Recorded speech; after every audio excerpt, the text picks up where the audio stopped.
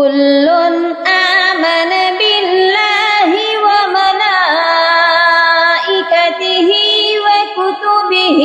ورسله لا نفرق بين أحد من رسله وقالوا سمعنا وأطعنا غفرانك ربنا وإليك المصير لا يكلف الله نفسا إلا وسعها لها ما كسبت وعليها ما اكتسبت